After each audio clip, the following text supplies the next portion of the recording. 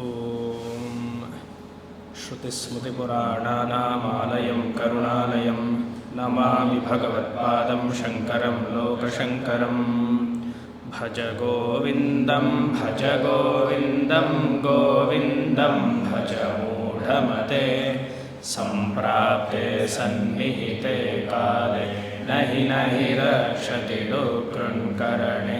ಮೂಢಜಹೀಹಿ ಧನಾಗಮತೃಷ್ಣಾಂ ಕುರು ಸದ್ಬುದ್ಧಿಂ ಮನಸಿ ವಿಚಿಷ್ಣಾಂ. ಯಲ್ಲಭಸೆ ನಿಜ ಕರ್ಮೋಪಾತಂ ವಿತ್ತಂ ತೇನ ವಿನೋದಯ ಚಿತ್ತಂ. ನಾರೀಸ್ತನಭರನಾಭೀದೇಶಂ ದೃಷ್ಟ್ವಾ ಮಾಘಮೋಹಾವೇಶಂ. ಏತನ್ಮಾಂಸವಸಾದಿ ವಿಕಾರಂ ಮನಸಿ ವಿಚಿಂತಯ ವಾರಂ ವಾರಂ. ನಳಿನೀದಲಗತ ಜಲಮತಿತರಲಂ ತದ್ವಜ್ಜೀವಿತಮತಿಶಯ ಚಪಲಂ. ವಿದ್ಧಿ ವ್ಯಾಧ್ಯಭಿಮಾನಗ್ರಸ್ತಂ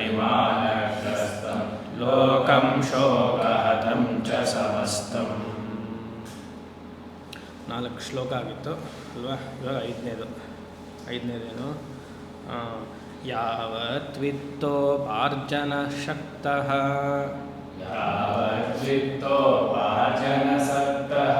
ಸಕ್ತಃ ಅಂತ ಶಕ್ತಃ ಬೆಟರ್, ಎರಡು ಓಕೆನೆ. ಶಕ್ತ ಇಟ್ಕೊಳ್ಳೋಣ. ಯಾವದ್ವಿತ್ತೋಪಾರ್ಜನ ಶಕ್ತಃ ತಾವನ್ನಿಜ ಪರಿವಾರೋ ರಕ್ತಃ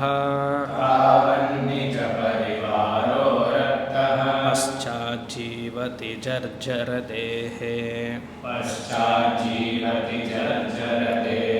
ವಾರ್ಧಾಂ ಪೃಚ್ಛತಿ ಕೋಪಿ ನ ಗೇಹೇ.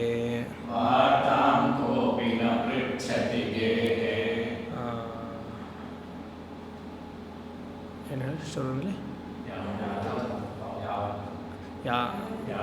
ಯಾವದ್ವಿತ್ತೋಪಾರ್ಜನ ಶಕ್ತಃ ತಾವನ್ನಿಜ ಪರಿವಾರೋ ರಕ್ತಃ ಪಶ್ಚಾಜ್ಜೀವತಿ ಜರ್ಜರ ದೇಹೇ ವಾರ್ಧಾಂ ಪೃಚ್ಛತಿ ಕೋಪಿ ನ ಗೇಹೇ. ಯಾವದ್ವಿತ್ತೋಪಾರ್ಜನ ಶಕ್ತಃ ತಾವನ್ನಿಜ ಪರಿವಾರೋ ರಕ್ತಃ ಪಶ್ಚಾಜ್ಜೀವತಿ ಜರ್ಜರ ದೇಹೇ ವಾರ್ಧಾಂ ಪೃಚ್ಛತಿ ಕೋಪಿ ನ ಗೇಹೇ. ಭಜ ಗೋವಿಂದಂ ಭಜ ಮೂಢಮತೆ.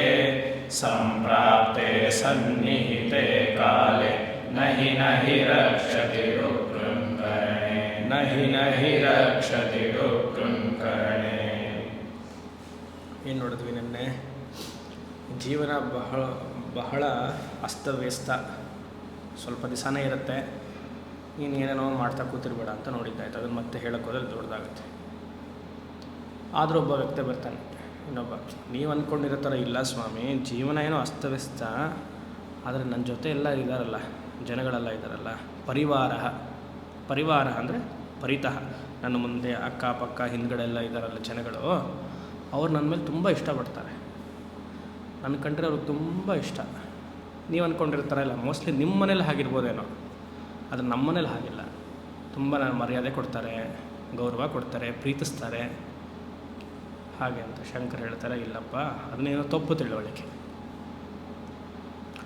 ಎಲ್ಲಿಯವರೆಗೆ ನೀನು ಹಣ ಸಂಪಾದನೆಯನ್ನು ಮಾಡಿ ಅವ್ರಿಗೆ ಅದನ್ನು ಕೊಡ್ತೀಯಲ್ವ, ಅಲ್ಲಿಯವರೆಗೆ ನಿನ್ನ ಮೇಲೆ ಪ್ರೀತಿ ಗೌರವ ಇದ್ದೇ ಇರುತ್ತೆ.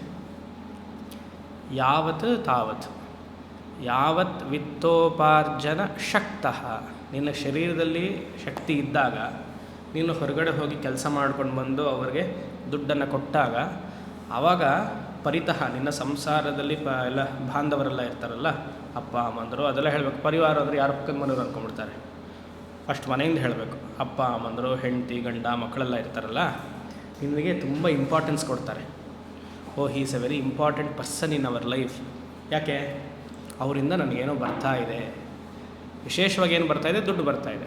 ಆ ದುಡ್ಡಿಂದ ನಾನು ಸ್ವಲ್ಪ ಐಟಮ್ಸ್ ಎಲ್ಲ ತೊಗೊಳ್ಬೋದು, ಬಟ್ಟೆಗೆ ಇದು ಪರ್ಚೇಸ್ ಮಾಡ್ಬೋದು, ಅದು ಮಾಡ್ಬೋದು. ಅದರಿಂದ ನೀನನ್ನು ಪ್ರೀತಿಸ್ತಿದ್ದಾರೆ. ತಾವತ್ ನಿಜ ಪರಿವಾರೋ ರಕ್ತಃ. ರಕ್ತಃ ಅಂದರೆ ರಕ್ತ ಅಲ್ಲ, ಬ್ಲಡ್ ಅಲ್ಲ. ಇಲ್ಲಿ ರಕ್ತ ಅಂದರೆ ರಾಗ ಅಂತ ಅರ್ಥ. ರಾಗದಿಂದ ಪ್ರೀತಿ. ಯಾವತ್ ಉಪಾರ್ಜನ ಶಕ್ತಃ, ಉಪಾರ್ಜನ ಅಂದರೆ ಕೆಲಸ ಮಾಡುವಂತಹ ಸಾಮರ್ಥ್ಯ, ಕೆಲಸದಿಂದ ಬರುವಂತಹ ವಿತ್ತ.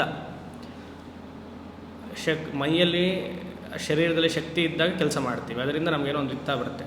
ತಾವತ್ ನಿಜ ಪರಿವಾರೋ ರಕ್ತಃ, ಒಂದು ಕಾಸ್ ಒಂದು ಎಫೆಕ್ಟ್. ನೀವು ಕೊಡ್ತಾ ಇದರಿಂದ ನಿಮಗೆ ಹೆಚ್ಚು ಮರ್ಯಾದೆ. ಆಶ್ರಮದಲ್ಲಿ ತಗೊಳ್ಳಿ, 1000 ರೂಪಾಯಿ ತಿಂಗಳು ಕೊಡೋ ಕಾಂಟ್ರಿಬ್ಯೂಷನ್ಗೂ 10,000 ರೂಪಾಯಿ ಕೊಡುವಂಥ ಕಾಂಟ್ರಿಬ್ಯೂಷನ್ಗೂ ವ್ಯತ್ಯಾಸ ಇದೆಯಾ?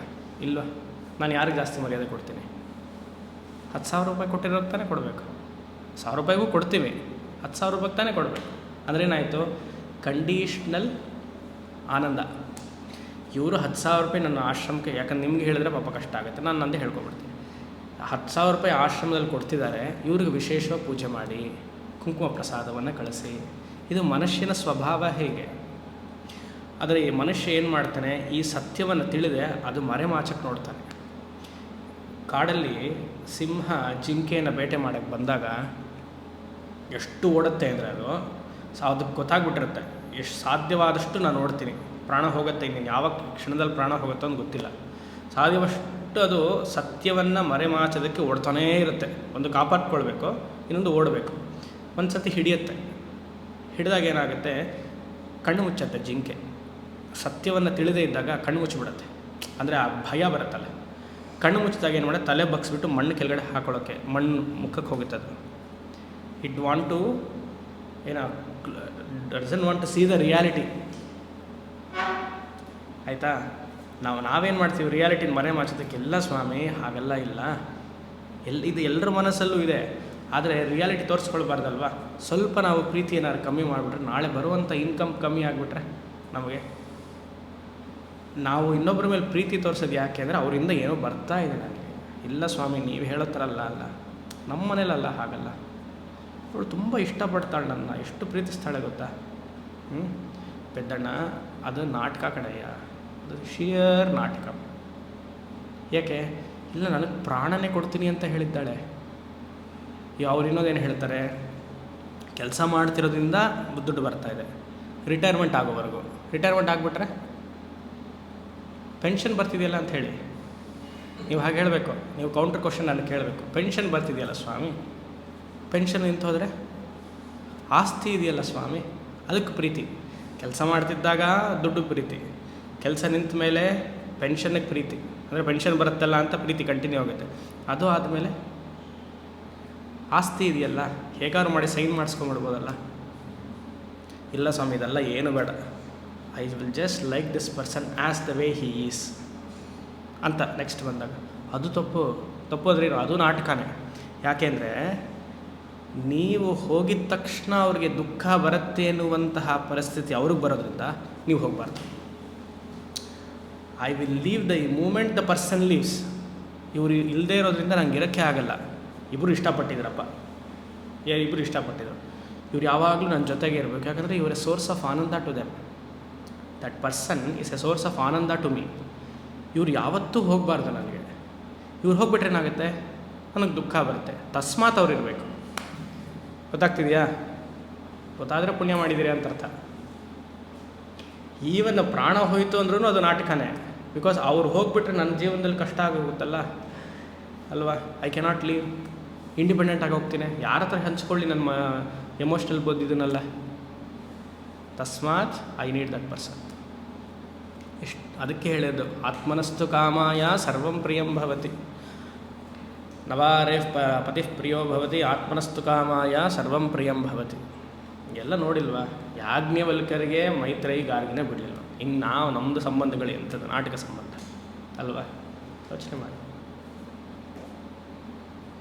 ಎಲ್ಲ ಕಂಡೀಷನ್ ಆನಂದನೇ, ಎಲ್ಲ ಬೇಕು ಅಂತಾನೆ. ಹೊರಗಡೆ ಯಾವ ಸಂಬಂಧನೂ ನೋಡಿ, ಅಪ್ಪ ಅಮ್ಮ ಸಂಬಂಧ ಆಗಲಿ, ಅಥವಾ ತಾಯಿ ಮಗ ಸಂಬಂಧ ಆಗಲಿ, ಅಲ್ಲ ಅಪ್ಪ ಮಗ ಸಂಬಂಧ ಆಗಲಿ, ತಾಯಿ ಮಗಳ ಸಂಬಂಧ ಆಗಲಿ, ಅತ್ತೆ ಸೊಸೆದು ಹೇಳೋದೇ ಬೇಡ, ಅದು ಸಂಬಂಧವೇ ಎಲ್ಲ ಅಂದ್ಬಿಡ್ತಾರೆ ಜನ.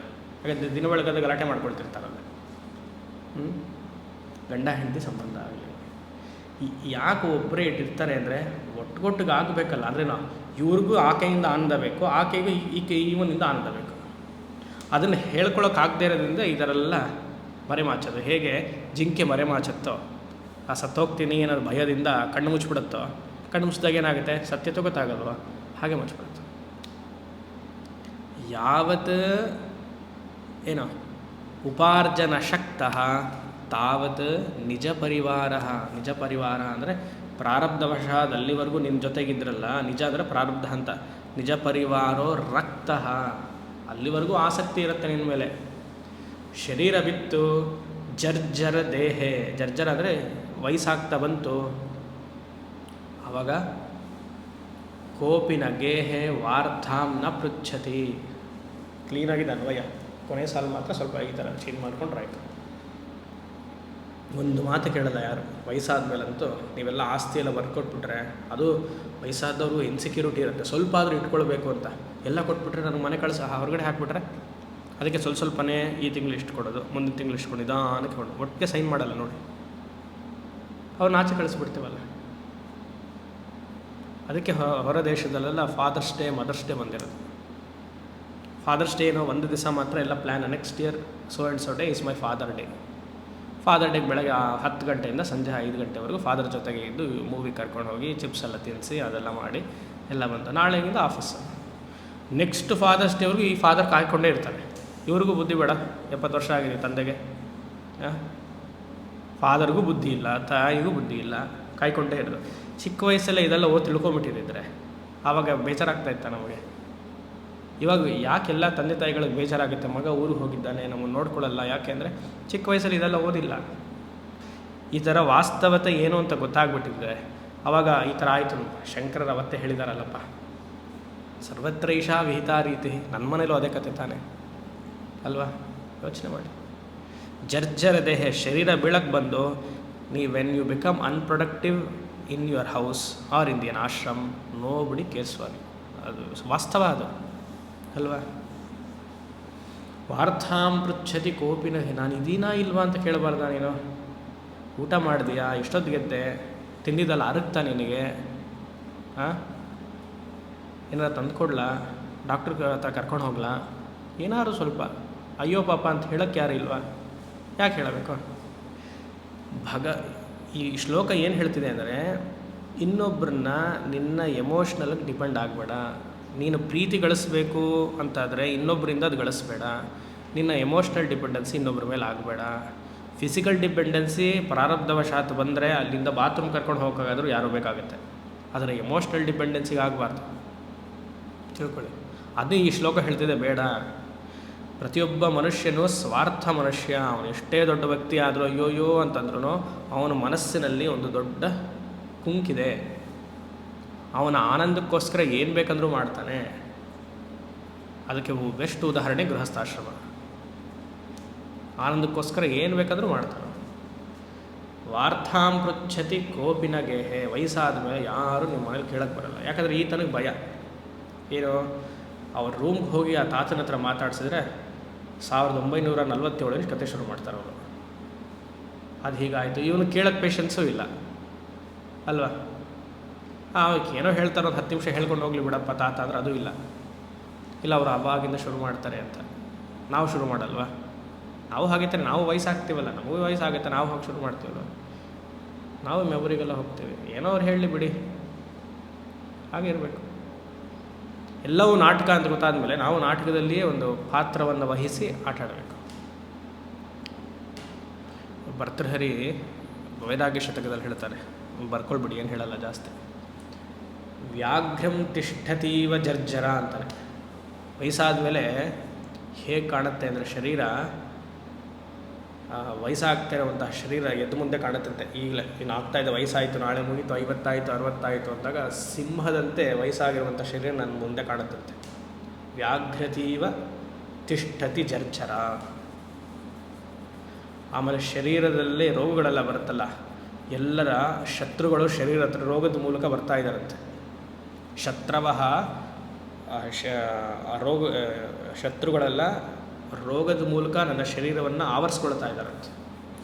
ಜೀವನ ತೂತು ಮಡಕೆ ಅಂತ ಆಗಿದೆಯಂತೆ, ಎಲ್ಲ ಕಡೆ ನೀರು ಹೋಗ್ತಿದೆ. ಇಷ್ಟು ಗೊತ್ತಾದರೂ ಇವನಿಗೆ ಹೊರಗಡೆ ಹೋಗ್ತೀನಿ ಅಂತಾನೆ. ಏನು ಮಾಡೋದು? ತಸ್ಮಾತ್ ಗೋವಿಂದಂ ಭಜ. ಶ್ಲೋಕ ಸರಳವಾಗಿದೆ, ಜಾಸ್ತಿ ವಿಶೇಷ ಏನಿಲ್ಲ ಇದರಲ್ಲಿ. ಈ ಸತ್ಯತ್ವವನ್ನು ತಿಳಿಬೇಕು. ಒಬ್ಬ ಬಡ ಮನುಷ್ಯ ಹಳ್ಳಿಯಲ್ಲಿ ವ್ಯರ್ಥವಾಗಿ ಜೀವನವನ್ನು ನಡೆಸ್ತಾ ಇದ್ದಂತೆ. ಒಂದು ಕತೆ. ಎಲ್ಲರೂ ಅವನಿಗೆ ಬೈತಾ ಇದ್ದಾರಂತೆ, 3 ಕಾಸಿಗೆ ಉಪಯೋಗ ಇಲ್ಲ ಕಡೆಯ, ನೀನು ಬೆಳಗ್ಗೆ ಹೇಳ್ತೀಯಾ, ಏನೋ ತಿಂತೀಯಾ, ಎಲ್ಲರೂ ಮನೆ ಹತ್ರ ಭಿಕ್ಷೆ ಬೇಡಕ್ಕೆ ಬರ್ತೀಯಾ, ನೀನು ಕಷ್ಟಪಟ್ಟು ಏನಾದರೂ ಸಂಪಾದನೆ ಮಾಡ್ಬೋದಲ್ಲ ಅಂತ. ಆದರೆ ಅವನಿಗೆ ಬುದ್ಧಿ ಇಲ್ಲ, ಏನು ಗೊತ್ತಾಗ್ತಿರಲಿಲ್ಲ. ಎಲ್ಲರ ಹತ್ರನೂ ಚೀತು ಅಂತ ಅನ್ಸ್ಕೊಳ್ಳೋನು, ಬಯಸ್ಕೊಳ್ಳೋನು. ಅವನ ಪ್ರಾರಬ್ಧವಶಾತ್ ಅವನಿಗೆ ಏನೋ ಲಾಟ್ರಿ ಸಿಕ್ತು. ಸುಮ್ಮನೆ ಹೋಗಿ ಅಂಗಡಿ ಕೊಟ್ಟ. ಅವತ್ತೇನೋ ಗುರುದಶೆನೋ ಅಥವಾ ಗೋಚಾರದಲ್ಲಿ ಗುರು ನಡೀತಿತ್ತೋ, ಪಂಚಮ ಗುರುನೋ ನಡೀತಿತ್ತು. ಅವನಿಗೆ ಲಾಟ್ರಿ ಹೊಡೆದ್ಬಿಡ್ತು. ಲಕ್ಷಾಂತರ ರೂಪಾಯಿ ಸಂಪಾದನೆ ಮಾಡ್ದ. ಎಲ್ಲರಿಗೂ ಆಶ್ಚರ್ಯ, ಇದು ಹಳ್ಳಿಯಲ್ಲಿರೋರಿಗೆಲ್ಲ. ಹೀಗೆಲ್ಲ ಆಯ್ತಲ್ಲ. ಅವತ್ತಿಂದ ಎಲ್ಲರೂ ಅವನಿಗೆ ನಮಸ್ಕಾರ ಮಾಡೋಕ್ಕೆ ಶುರು ಮಾಡಿದ್ರು. ಅವತ್ತಿಂದ ಲಾಟ್ರಿಲಿ ಸಿಗೋಕ್ಕೆ ಇದು ಮಾಡಿದ್ದಾನೆ. ಇಲ್ಲ, ಹಾಯ್ ಸರ್, ನಮಸ್ಕಾರ, ಹೇಗಿದ್ದೀರಾ ಅಂತ ಶುರು ಮಾಡ್ದ. ಇವನಿಗೆ ಗೊತ್ತಾಗುತ್ತೆ, ಓ ಏನಿದೆ ಅಂತ. ಈ ದುಡ್ಡನ್ನೆಲ್ಲ ಅವನು ಮನೇಲಿಟ್ಟಿದ್ದ. ಬರ್ತಿದ್ದ ಬರಬೇಕಾದ್ರೆ, ಸರ್ ಹಾಯ್, ಹವರ್ ಯು ಅಂತೆಲ್ಲ ಕೇಳೋರಂತ. ಚೆನ್ನಾಗಿದ್ದೀರಾ, ಊಟ ಮಾಡ್ತೀರಾ, ನಮ್ಮ ಮನೆಗೆ ಬನ್ನಿ ಅಂತೆಲ್ಲ ಆಹ್ವಾನೆಲ್ಲ ಮಾಡೋರಂತ. ಮಗ, ಏನಪ್ಪ ಇಷ್ಟು ದಿವಸ ನಿನ್ನ ಚೀತು ಅಂತ ಉಗಳೋರು ಇವತ್ತು ರೆಡ್ ಕಾರ್ಪೆಟ್ ವೆಲ್ಕಮ್ಮು ಹಾಗೆ ಅಂತ. ಆಮೇಲೆ ಹೇಳ್ತೀನಿ ನಾನು. ಸರ್, ಯಾರೇ ಹಾಯ್ ಬಾಯ್ ನಮಸ್ಕಾರ ಬನ್ನಿ ಮನೆಗೆ ಅಂದರೆ, ಹಾಂ ಅವ್ರಿಗೆ ತಿಳಿಸ್ತೀನಿ, ಹಾಂ ಅವ್ರಿಗೆ ಹೇಳ್ತೀನಿ, ಹಾಂ ಅವ್ರಿಗೆ ಬರೋಕ್ಕೆ ಹೇಳ್ತೀನಿ, ಹಾಂ ಹಾಗೆ ಮಾಡ್ತೀನಿ. ಅವ್ರು ತಿಳಿಸಿದ್ಮೇಲೆ ಅವ್ರೇನು ಉತ್ತರ ಕೊಡ್ತಾರೋ ನಾನು ನಿಮ್ಗೆ ಹೇಳ್ತೀನಿ. ಈ ಒಂದು ಮಗನಿಗೆ ಇದಾಯ್ತಂತೆ, ಏನು ಅವ್ರಿಗೆ ಹೇಳ್ತೀನಿ, ಅವ್ರಿಗೆ ತಿಳಿಸ್ತೀನಿ, ಅವರು ಬರ್ತೀನಿ ಅಂದರೆ ಬರ್ತೀನಿ ಅಂತ ಹೇಳಿ ಬಾ ಅಂತ ಹೊರಗಡೆ ರೂಮಲ್ಲಿ ಕರ್ಕೊಂಡೋಗಿ ಬೀರು ತೆಗೆದು ಅಲ್ಲೆಲ್ಲ ಫುಲ್ಲು ಈ ಲಾಟ್ರಿಗೆ ಎಡ್ತಿರೋ ದುಡ್ಡಿತ್ತಂತೆ. ನೋಡಪ್ಪ, ರಮೇಶ ಇವತ್ತು ನಿನಗೆ ಹಾಯ್ ಹೇಳಿದ್ದಾನೆ, ಸಂತೋಷ ನಿನಗೆ ಹಾಯ್ ಹೇಳಿದ್ದಾನೆ, ಪ್ರಿಯಾ ನಿನಗೆ ಬಾಯ್ ಹೇಳಿದ್ದಾಳೆ, ಆಯಿತಾ, ನಿಮ್ಮಮ್ಮ ಊಟ ಹಾಕ್ತೀನಿ ಅಂತ ಹೇಳಿದ್ದಾರೆ. ಇದು ಯಾವುದು ನನಗಲ್ಲ, ದುಡ್ಡಿದೆ ಅಂತ ಮರ್ಯಾದೆ. ಅಲ್ಲಿ ವಾರ್ಡ್ರೋಬ್ ಇದೆಯಲ್ಲ, ಅದಕ್ಕೋಸ್ಕರ ನಾವು ಅಂದ್ಕೊಂಡಿದ್ದೀವಿ ನಮಗೇನೋ ಅಂತ ಮರ್ಯಾದೆ ಕೊಡ್ತಾರೆ ಅಂತ. ನಮ್ಮನ್ನು ಜನ ಹಾಗೆ ನೋಡೋದೇ ಇಲ್ಲ. ನಮ್ಮ ಹಿಂದೆ ಏನಿದೆ, what material do I have, ಅದು ವ್ಯವಹಾರದಲ್ಲಿ ಆಶ್ರಮದಲ್ಲೂ ಆಗಲಷ್ಟೇ ತಾನೆ. As long as I contribute, respect is there. If I don't contribute, no respect is there. ಅದು ಸ್ವಾಮಿಗೂ ಸರಿ, ಶಿಷ್ಯದ್ರಿಗೂ ಸರಿ ಅಲ್ವಾ. ಲೋಕನಿಯತಿ ಇದು. ತಸ್ಮಾತ್ ಗೋವಿಂದಂ ಭಜ. ಚಿಕ್ಕ ವಯಸ್ಸಲ್ಲೇ ಇದೆಲ್ಲ ತಿಳ್ಕೊಂಡು ನೆಮ್ಮದಿಯಾಗಿ ಇಂಡಿಪೆಂಡೆಂಟ್ ಆಗಿರೋ, ನಾಳೆ ಏನು ಬೇಕಂದ್ರೂ ಆಗ್ಬೋದು, ಸ್ವಾಮಿಗೂ ಆಗ್ಬೋದು, ಶಿಷ್ಯಂದ್ರಿಗೂ ಆಗ್ಬೋದು. ತಸ್ಮಾತ್, ಹೇ ಅರ್ಜುನ ಅಂತ ಬರುತ್ತೆ, ಅರ್ಜುನನೇ, ಹೇ ಅರ್ಜುನ, ಮನಸ್ಸನ್ನು ಪ್ರೀತಿಯದ ಕಡೆ ಕರ್ಕೊಂಡು ಹೋಗಬೇಡ. ವಾಸ್ತವದ ಸತ್ಯ. ಇನ್ನೊಬ್ಬರ ಮೇಲೆ ಪ್ರೀತಿ ಬೇಕು ಅಂತ ಕೇಳಬೇಡ. ಆ ರೀತಿಯಾಗಿ ಬರುವಂತಹ ಪ್ರೀತಿ ಕಂಡೀಷನ್ಡ್ ಪ್ರೀತಿ. ಆದರೆ ಭಗವಂತ ಆನಂದ ಮೂರ್ತಿಯಾಗಿದ್ದಾನೆ. ಅವನ ಹತ್ರ ನೀನು ಆಳು ಹಂಚ್ಕೋ, ಸಂತೋಷವನ್ನು ಹೇಳು. ಯಾಕೆಂದರೆ ಭಗವಂತ ಸುಮ್ಮನೆ ಅಲ್ಲಿ ನಿಂತಿದ್ದಾನೆ. ಹೀಗಿದ್ದಾನೆ ಭಗವಂತ ಅಷ್ಟೇ. ಅವನು ಹೀಗೆ ಮಾಡೋಕ್ಕೆ ಆಗಲ್ಲ. ಭಗವಂತ ಹೇಗಿದ್ದಾನೆ. ನೀವು ಬೈರಿ, ತಥಾಸ್ತು. ಹೋಗಲಿ, ತಥಾಸ್ತು. ನನಗೆ ದುಡ್ಡು ಕೊಡಪ್ಪ, ತಥಾಸ್ತು. ಹೆಂಡತಿಗೆ ಆರೋಗ್ಯ ಸೇವೆ ಮಾಡಪ್ಪ, ತಥಾಸ್ತು. ಅಭಯ ವರದ ಕೊಡ್ತು. ಹೀಗೆ ಇದ್ದಾನೆ ಅವನು. ಯಾವತ್ತಾದರೂ ನಿಮ್ಗೆ ಹಿಂಗೆ ತಗೊಳ್ಳೋದು ನೋಡಿದ್ದೀರ ಭಗವಂತನ? ಅವನು ಬರೋದು ಅವನಿಗೆ ಗೊತ್ತು. ಅವನಿಗೆ ಗೊತ್ತು ನಾನು ಮಾಡಿರುವಂಥ ಸೃಷ್ಟಿಯಲ್ಲಿ ಮನುಷ್ಯ ಪೆದ್ದಾಗ ಆಡ್ತಾನೆ ಅಂತ ಗೊತ್ತು. ಅದಕ್ಕೆ ಅವನು ಹೀಗಿದ್ದಾನೆ. ಹೀಗೆ ಇಟ್ಕೊಳಕ್ಕೆ ಬಂದ,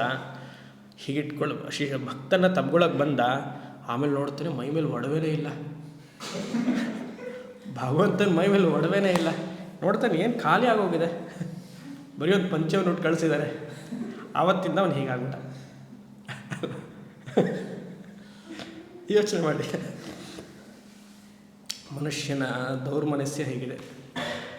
ಆನಂದ ಮೂರ್ತಿ ಭಗವಂತ. ಅವನನ್ನು ನೀವು ಎಷ್ಟಾದರೂ ಬೈರಿ, ಹೊಗಳಿ, ಅಳ್ರಿ, ಅವನು ಸುಮ್ಮನೆ ಇರ್ತಾನೆ. ಅದಕ್ಕೆ ಭಗವಂತನ ಹತ್ರ ಪ್ರೀತಿ ಹರಿಸೋದು ಉತ್ತಮ ಹೊರತು ಮನುಷ್ಯರೆಲ್ಲ ಪ್ರೀತಿ ಕೇಳೋದು ಉತ್ತಮ. ಎಲ್ಲ ನಾಟಕ. He so concerned, she so concerned, ಎಲ್ಲ ನಾಟಕ. Because underline there is a need for requirement from you. ಅದನ್ನು ತಿಳ್ಕೊಳ್ಳಿ. ಅದನ್ನು ವ್ಯಕ್ತಪಡಿಸ್ತಿಲ್ಲ, ಬೇಕು. ಸಪೋಸ್ ನೀವು ನಾಳೆ ಅವಶ್ಯಕತೆ ಇಲ್ಲದೆ ಇರೋ ಥರ ಇರಿ, ಇದು ಮಾಡ್ತೀರಿ, ಎಷ್ಟು ಚೆನ್ನಾಗಿ ಕೆಲಸ ಮಾಡ್ತಿದ್ದ, ಈಗ ಏನಾಯ್ತೋ ಸ್ವಾಮಿ ಗೊತ್ತಿಲ್ಲ, ಸುಮ್ಮನೆ ಮನೇಲಿ ಕೂತಿರ್ತಾರೆ. ವಯಸ್ಸಿದೆ, ಹೇಳಿ ಆಯಿತು ಸ್ವಾಮಿ, ನಮಗಂತೂ ಮನೇಲೆಲ್ಲ ಬೇಜಾರಾಗಿ ಹೋಗಿದೆ. ಏನು ಬೇಜಾರು ಅಂದರೆ ಈಸ್ ನಾಟ್ ಪ್ರೊಡಕ್ಟಿವ್. ಅದೇ ಇವನು ದುಡ್ಡು ತರಬೇಕು ಮನೆಗೆ ಅಲ್ವಾ. ಅದಕ್ಕೆ ಆಶ್ರಮಗಳೆಲ್ಲ ಕಟ್ಸಿರೋದು ನಾವು. ಅಂಥವ್ರನ್ನೆಲ್ಲ ಇಲ್ಲಿ ಸೇರಿಸ್ಕೊಳ್ಳೋಣ ಅಂತ ಅಲ್ವಾ. ಆಶ್ರಮದಲ್ಲಿ ಎಲ್ಲರೂ ಅನ್ಎಂಪ್ಲಾಯ್ಡೇ ನೋಡಿ. ಯಾರು ಎಂಪ್ಲಾಯ್ಡ್ ಇಲ್ಲ. Manager is unemployed, managing director is all the employees R unemployed ಅಲ್ವಾ. ವಾಸ್ತವ ಇದು. ಇದನ್ನು ಮರೆಮಾಚಿದ್ರೆ ಮುಗೀತು. ಆ ರೀತಿಯಾಗಿ ಸತ್ಯತ್ವ ತಿಳಿಬೇಕು. ಯಾರನ್ನು ಯಾವ ಕಾರಣದಲ್ಲಿಯೂ ಡಿಪೆಂಡ್ ಆಗಬಾರ್ದು. ಡಿಪೆಂಡ್ ಆದರೆ ನೀವು ಏನು ಮೂರ್ಖರು ಮೂಢಾಹ. ಇನ್ನೊಬ್ಬರ ಮನೇಲಿ ಹಾಗಾಗತ್ತೆ ಸ್ವಾಮಿ ಅಂತ ಹೇಳಬಾರ್ದು. ನಮಗಾದಾಗ ಅವಾಗ ಏನಾಗುತ್ತೆ, ಅವಾಗ ಈ ಶ್ಲೋಕಗಳೆಲ್ಲ ಈ ಚಿಕ್ಕ ವಯಸ್ಸಲ್ಲಿಯೇ ಇವಾಗಲೇ ಓದಿ ಅರ್ಥವನ್ನು ಮಾಡಿಕೊಂಡು ಮನಸ್ಸಿನಲ್ಲಿ ಇಟ್ಕೊಂಡು ಈ ರೀತಿಯಾಗಿ ಅನ್ಇವೆಂಟ್ಫುಲ್ ಡೇ ಬಂದಾಗ ಈ ಶ್ಲೋಕ ಚಕ್ ಅಂತ ಬರಬೇಕು, ಹೊಳಿಬೇಕು. ಇಲ್ಲ ಪಾಪ ನೋಡಿ ಅವ್ರ ಮನೇಲಿ ಆಯಿತು, ನಮ್ಮ ಮನೇಲಿ ಹಾಗಲ್ಲ. ಸರ್ವತ್ರೈಷ ವಿಹಿತ ರೀತಿ ಟೈಮ್ ಕಾಡ್ತಾ ಇರುತ್ತೆ. ನಿನಗೆ ಒಂದು ದಿವಸ ಪೆಟ್ಟು ಬೀಳದ್ದೇ ಬೀಳುತ್ತೆ. ಆಗ ಹೇಗೆ ರಿಯಾಕ್ಟ್ ಮಾಡ್ತೀಯ ಅನ್ನೋದ್ರ ಮೇಲೆ ಇರಬೇಕು ಅಷ್ಟೆ. ಆ ರೀತಿಯಾಗಿ ಇಷ್ಟೇ. ಈ ಶ್ಲೋಕ ಜಾಸ್ತಿ ಹೇಳೋಕ್ಕಾಗಲ್ಲ. ಮುಂದಿನ ಶ್ಲೋಕ ನಾಳೆ ನೋಡೋಣ. ಓಂ ಶಂ ಅಸತೋಮ ಸದ್ಗಮಯ ತಮಸೋಮ ಜ್ಯೋತಿರ್ಗಮಯ ಮೃತ್ಯೋರ್ಮ ಅಮೃತಂ ಗಮಯ. ಓಂ ಶಾಂತಿ ಶಾಂತಿ ಶಾಂತಿ.